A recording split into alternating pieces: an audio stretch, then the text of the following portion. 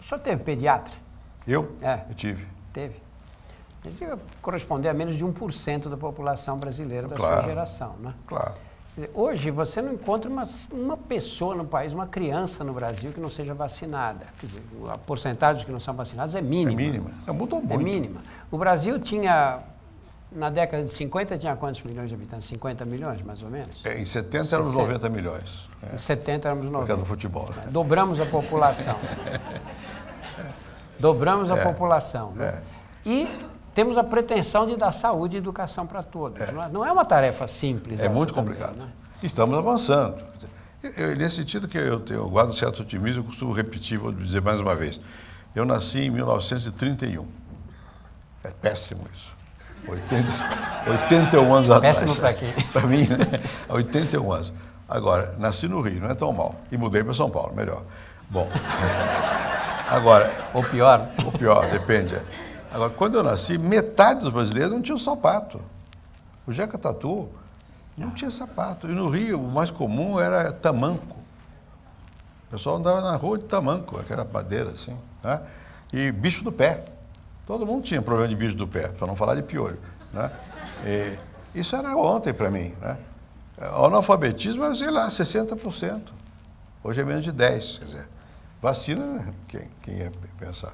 Você morria de tuberculose e ia para tomar ar mais puro, não sei aonde, e morria. A vacina tinha as campanhas de vacinação. Campanha de vacinação. Os políticos usavam para ganhar voto. Quer dizer, isso houve um progresso grande, né? Hoje as mães têm consciência dessa questão e tal. É inegável que houve progresso. Nós não podemos nos deitar sobre os louros do progresso, porque as coisas continuam sendo difíceis. É sempre assim, vai ter que atuar, agir com mais rapidez, mas houve uma melhoria. Eu falei da Constituinte porque eu fiquei muito impressionado naquela época com aqueles jovens médicos que tinham, sobretudo, tinha um rapaz aqui de Santos, Davi Capistrano, tinha outro do Rio, que era da Fiocruz, Arouca. O Arouca, Sérgio Arouca. Essa gente, que poucos se lembram do nome deles, né? E muitos outros mais. Um chamado Almir Gabriel, que foi governador do Pará, que foi o relator da lei lá, da parte da Constituição sobre a área social.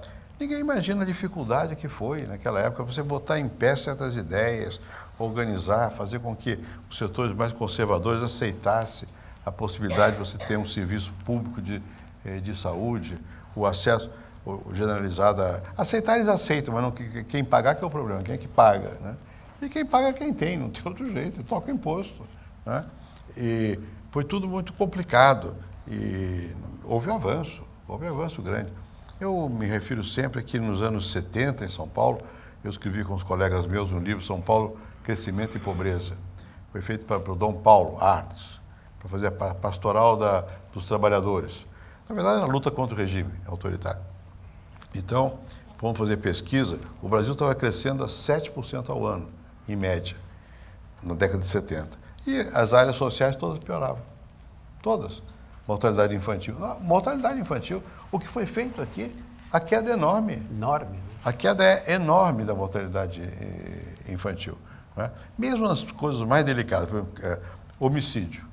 Agora talvez a onda, homicídio e tal.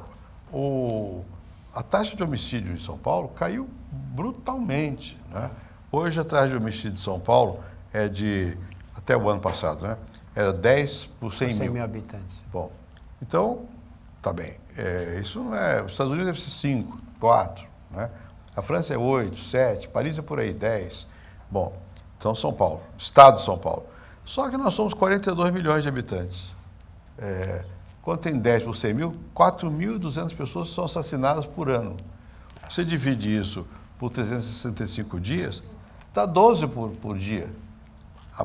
Isso é o mais baixo do Brasil. Morrem 12 por dia. Bom, mas morriam 30 por dia. Agora está caindo. Mesmo agora, com tudo isso aí, a média continua essa, mais ou menos. Deve ter subido para 13. Bom, a gente quer baixar mais, porque é bastante. Né? Um já é muito. Né? Um já é muito. Né? Mas o fato é que melhorou. Tem uma opção de coisas vão... A gente às vezes perde um pouco a perspectiva. Não se pode tomar posição sem comparar. A chave do pensamento racional é a comparação, né? Quando você não compara, você não tendo referência, o bom ou o mal é um ato volitivo, de vontade. Quando você compara, você diz, isso dá para fazer, não dá para fazer. Então, comparativamente, nós avançamos. Agora, comparativamente, nós ainda estamos muito atrás de muita coisa. A educação é dramático. Todos os dados comparativos mostram o Brasil lá na rabeira, né? Da minha experiência direta como professor, fora do Brasil, aqui na América Latina, fora é diferente, mas na América Latina, os melhores sempre foram os argentinos, os uruguaios e os chilenos. Depois é que vinham os brasileiros e os mexicanos, né? Na América Latina. Quando você joga para o mundo, compara com a Europa, ou a OCDE, não sei o que lá, nós somos o penúltimo, o último. Quer dizer, não dá para estar contente. Melhorou a educação? Melhorou, mas não dá para estar contente, porque você compara e vê que dá para ir mais, né? A mesma coisa no que diz respeito aos indicadores de saúde, mesmo de mortalidade infantil, que caiu vigorosamente, mas ainda está, comparando com outros locais, muito mais alto. É muito mais alta, né? Mesmo com o país, por exemplo, eu morei no Chile muitos anos. O Chile tem uma saúde pública institucionalizada muito antiga. Aliás, quem fez foi Allende, mas não como presidente, quando ele era médico, né? Nos anos 30, né? Não sei, não foi só o Allende, não foi ele. Desde os anos 30, né? Então, nós nos atrasamos em muita coisa. E como o Brasil cresceu a galope, ficou muito difícil. Veja, eu estava falando dos anos 70 aqui. A média de crescimento dessa cidade nos anos 70 era 5% ao ano. Quer dizer, eram mais ou menos 5 milhões nessa época, 250 mil pessoas por ano entravam em São Paulo. Isso fez o quê? Destruiu todo o sistema educacional, todo o sistema de saúde pública. Saúde pública não, porque é o Hospital das Clínicas, que deu um salto enorme, né? Mas transporte, não tinha luz, não tinha esgoto, né? São Paulo cresceu rapidamente, como um cogumelo, vai crescer, crescer, crescer. A administração pública, ela capotou. Por isso depois populismo, militarismo, tudo isso, porque capotou, toda a sociedade organizada capotou. Agora é que nós estamos de novo começando a fazer frente, a ter condições de fazer frente à realidade, ao que está, a demanda que vinha. E ainda não temos toda, mas já tem. Hoje o Brasil tem recursos. Hoje você não faz mais por incompetência e por falta de recursos. Incompetência não é de fulano, Beltrano, é global, né? Eu acho que nós temos que nos melhorar como conjunto para isso melhorar, né? Eu acho que o Brasil tem que passar da quantidade para a qualidade, né? Nós conseguimos... Tem saúde, mas que qualidade? André, sem querer abusar da sua paciência, eu vou fazer uma última pergunta e essa é pessoal. Como é que você vê a sua vida daqui para frente? Que planos você tem para o futuro?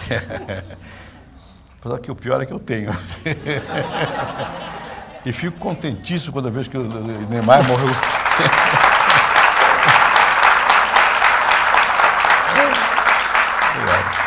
Quando eu vejo o Neymar morreu com 104 anos.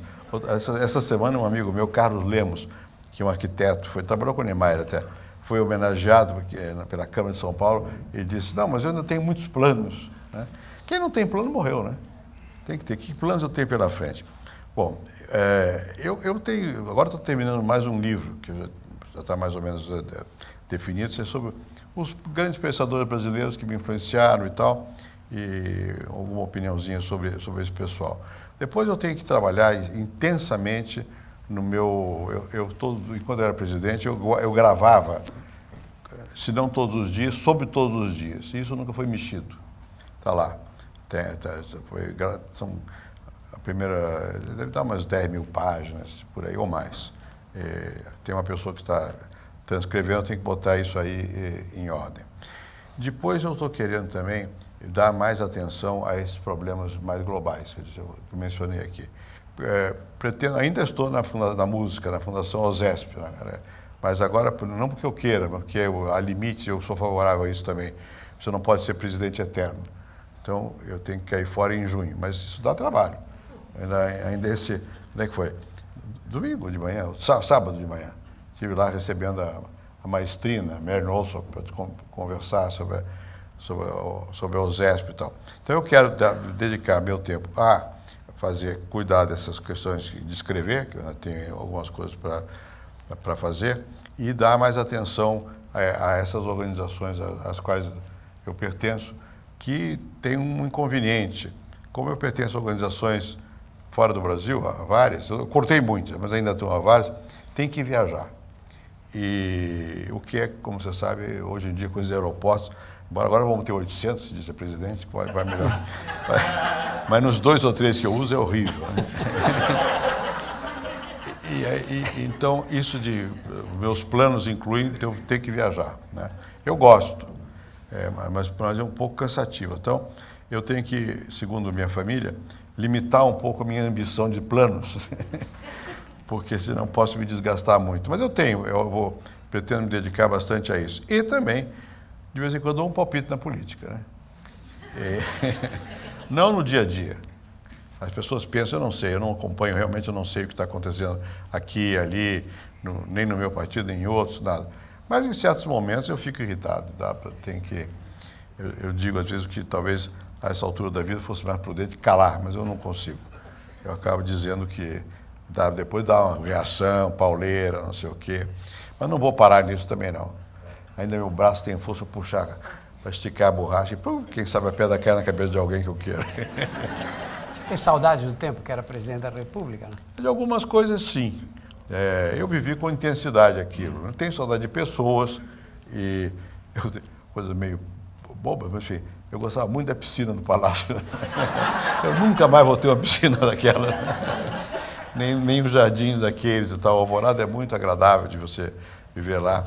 É uma vida tensa, densa, mas eu gosto, né? Agora, eu não sou saudosista. É uma coisa você já fui, não sou. Não fica com a ideia que você passou, não vou querer voltar a ser o que já fui, porque não vale a pena. E eu repito sempre a frase de um amigo meu, Felipe Gonçalves, que foi um grande presidente da Espanha. E ele foi presidente moço e tal. Ele disse, olha, ex-presidente é um problema. Porque parece aqueles jarrões chineses, enormes, bonitos, grandes. Ninguém sabe o que faz com aquilo. Então, eu acho que é preciso tomar cuidado para você não virar um jarrão chinês. Né? Você vai fazer com aquele jarrão chinês? Vai para cá, vai para lá? Não tem o que fazer. Então, eu acho que não ficar pensando que fui presidente. Já fui, não sou mais. Hoje eu sou outra coisa e tal. Saudade de pessoas eu tenho, mas não tenho a nostalgia para voltar. Isso não. Eu nunca tive. Eu sempre vira página e tal. E você tem que dar sentido à vida. A vida não tem sentido. Você que dá. Né? Agora, se você não dá sentido à vida, ela não tem sentido. Né? Então, tá bom, eu tenho que ter plano. Se eu não tiver plano, se eu não der um sentido, aí você morreu. Né? É verdade que a gente, a uma certa altura, passa a ser vegetal. Deixa de ser... e mais tarde vira mineral. Né? Eu estou tentando manter a fase vegetal mais tempo que eu puder. Né? Muito obrigado. Obrigado.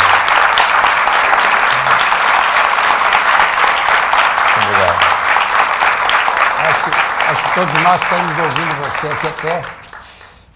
Muito obrigado pela presença, obrigado pela presença de todos e muito boa tarde. Boa tarde. Eu que agradeço a você. Muito bom.